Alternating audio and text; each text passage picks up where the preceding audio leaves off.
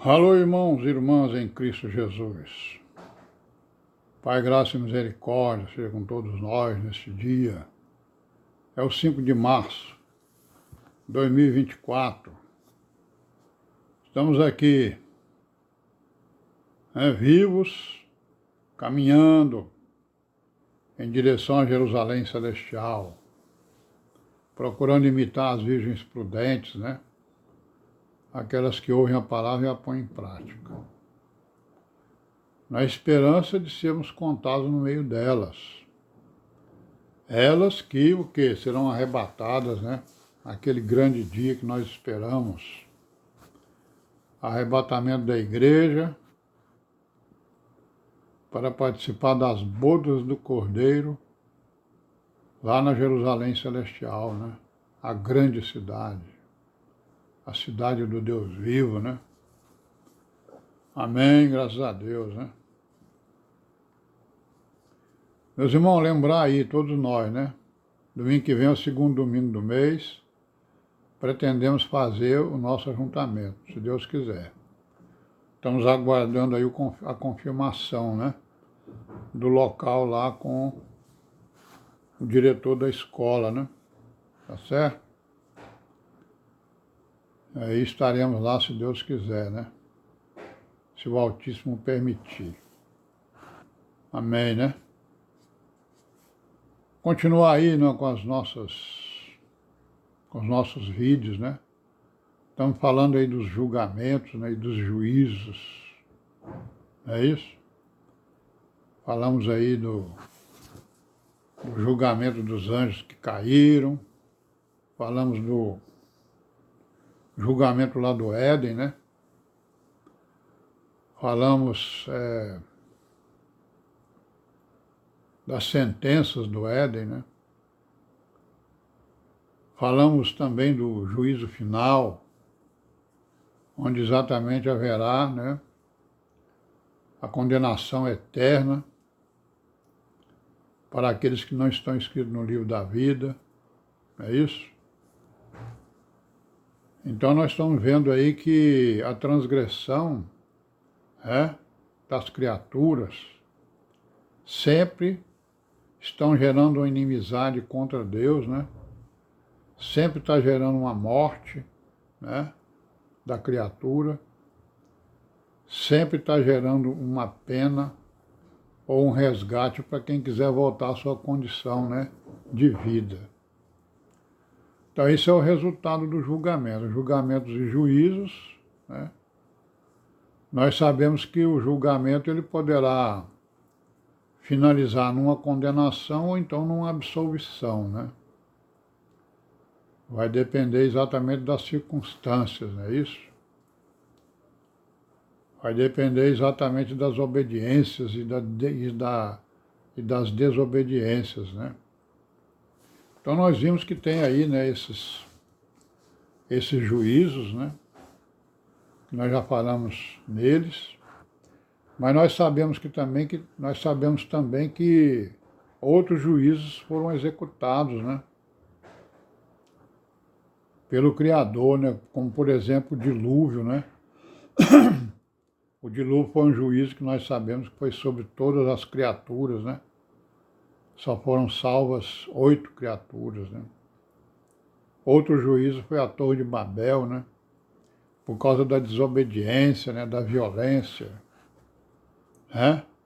do pecado, Da transgressão, da iniquidade, da abominação, Sabemos também que Israel, foi usado para julgar aquelas nações ali daquelas terras, julgar os seus vizinhos, Os cananeus, os heteus, todos aqueles povos que moravam ali naquela terra. Israel então foi libertado do cativeiro e foi usado para julgar aqueles povos, E sabemos que o julgamento que Israel devia fazer, ele não fez inteiramente, certo? Ele não executou o julgamento que era para ser executado, e aí então aqueles que ficaram se tornaram o quê? Embaraço para eles, né? Laços, né? Eles caíram nos seus laços, né? A nação dos judeus, a nação de Israel. E aí então o que aconteceu? A nação de Israel passou a fazer coisas piores do que as nações que estavam lá, né? Por isso então o Criador utilizou outras nações para executar juízo sobre Israel, né? Certo? Sentenças que estão lá sobre as cabeças de todas as gentes, né? Tem várias sentenças, desde o Éden, né? Que todas as nações têm aquela sentença sobre as suas cabeças. Então a gente vê que a primeira morte, né?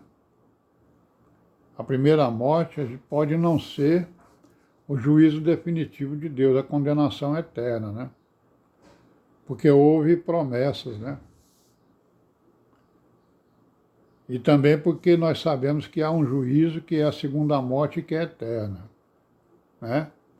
Então a primeira morte, que é a morte do corpo, ela pode não ser, né, a segunda morte para uma pessoa. Vai depender das condições dele, né? Para a primeira morte houve uma promessa de resgate, porque houve uma promessa de resgate na primeira morte, né? E logicamente para a segunda, né? Quem se livra da primeira morte pode se livrar da segunda, né? E nós sabemos que essa promessa ela foi executada pela redenção, né? Pela encarnação do Filho de Deus. Redenção, remissão, né?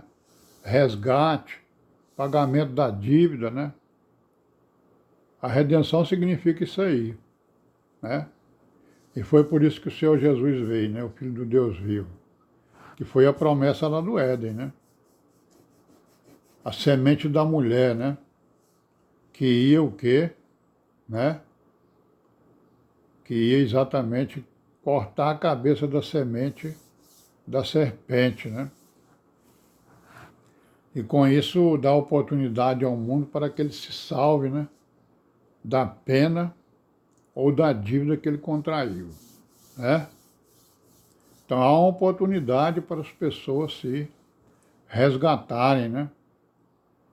Daquela sentença do Éden que paira sobre a cabeça de toda a humanidade, todas as nações, né? Então nós sabemos que o Senhor Jesus, ele veio o quê? Ele veio acabar com a obra do diabo, né? Ele veio destruir as obras do diabo, certo? Está escrito aonde? Está escrito lá na 1ª de João, né? Está escrito lá que ele é o pai da mentira, nós vamos ver aqui. A parábola do trigo e do joio, está nos dizendo exatamente qual é a obra do diabo, né? Certo? Nós vamos ver aqui então no capítulo 13 de Mateus, no versículo 36 até o 43, ele está falando da explicação da parábola do joio, né? Nós não vamos ler toda, vamos ler só aqui uns versículos. O Senhor Jesus então disse-lhes, né, no versículo 37, e ele, Jesus, respondendo, disse-lhe: o que semeia a boa semente é o Filho do Homem. Olha aí. Esse versículo está em perfeita harmonia com aquele versículo lá da promessa do Éden, né? A semente da mulher vai o quê? Vai ferir a cabeça da serpente, né? Então, o que semeia a boa semente é o Filho do Homem. Aí ele vai dizer, o campo é o mundo, a boa semente são os filhos do reino, e os joios são os filhos do maligno, né? Que é a semente, né? A semente da serpente. Aí ele vai dizer que o inimigo que o semeou é o diabo. A ceifa é o fim do mundo e os ceifeiros são os anjos. Então nós estamos vendo aí, né, que na parábola do joio, na explicação do joio, dessa parábola nós estamos vendo aí exatamente a obra do diabo, né? Essa é a obra do diabo, semear a sua semente de malignos, da maldade, né, do pecado. E amém, vamos parar por aqui hoje, amanhã a gente continua, se Deus quiser.